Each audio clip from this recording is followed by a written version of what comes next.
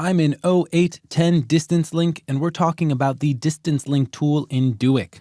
The Distance Link tool will link a layer's property with the distance of another layer. So basically, the further you move a layer away or towards the layer it's connected with, the more that property will be affected. A simple way to demonstrate this would be to link the effect like Gaussian blur to the distance of another layer like this Move Me Arrow pre-comp I have right here.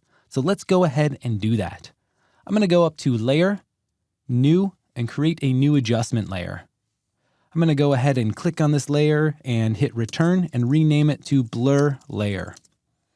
I will now take this blur layer and let me unclick the shy guy so I can see all of my layers in this composition. And I'll move it just below the measure line, which is this crisp blurry line right here. And that looks good. Now I can go ahead and hide all my layers by clicking on the shy guy again. I'm going to go into my effects and presets palette. If you don't see this, go into window and just make sure you have checkmarked effects and presets. I'll go ahead and type in Gauss to start to find Gaussian blur. There we go. I'm going to click and drag this onto this layer. Now, the only thing I'm going to change on this layer's effect, and if you need the effects controls panel, just hit E on the layer to bring it up down here and double click on Gaussian blur to pop it up here. I'm just going to click on this repeat edge pixels so all of these edges actually get blurry as well. All right, this is looking pretty good. The one thing I need to change on my adjustment layer here is where the anchor point is.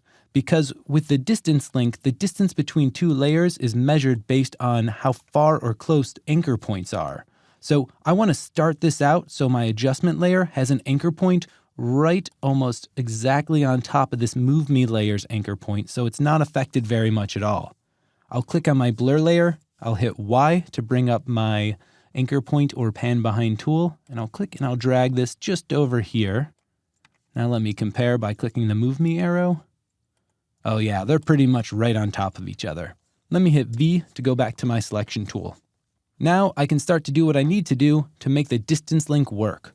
First, I'm going to go down to my blur layer. I'll go to my Gaussian blur and I'll twirl it open, and I'm going to select blurriness down here. I just want to select blurriness because that's the property I want to be affected based on the distance of the Move Me arrow.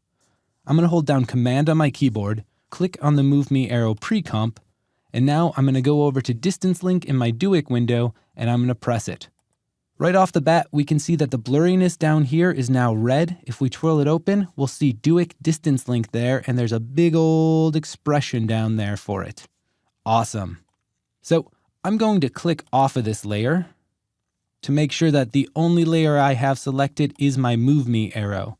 Now, if we take a look at what happens when we grab and move this, it's working really well. We're getting some really good blur going on. When I let go at the blurry section, you can see our blurriness is all the way up to 107.8. If I move it back to the crisp line, we can see it's at 0.8. If I move it back a little farther, it gets a little bit less. So that works really well. We're doing a really good job with our distance link. There's a few different properties that I want to show you that happens when we create the distance link in our effect controls panel of our blur layer. So I'm going to click on that. You can see we have our Gaussian blur up here, and below that, we have our distance link. We have a few different things like reverse. Checkmarking reverse will reverse the action a bit, but that's not what we want to do. If we twirl open range, it will show the minimum distance and the maximum distance. Whoops, I accidentally grabbed the blur layer. So right now, on the Move Me arrow right here, we have a minimum distance of 9 pixels and a maximum distance of 15. We can increase and decrease the minimum and maximum distance to help make that variable between how blurry or how crisp it is be a little bit more extreme. So by increasing the maximum distance, we can get farther away before it actually starts to affect it more. So it stays at 0 up until we get to about this midway point and then starts blurring even more. Let's go back to this layer. We have fall off here, which will adjust the speed at which the evolution takes place. So if I decrease it and we go back to our Move Me arrow and move it, we have a more extreme amount of blur happening. If I go back and I increase it and we move the Move Me arrow, It's more subtle and it takes longer for that to happen.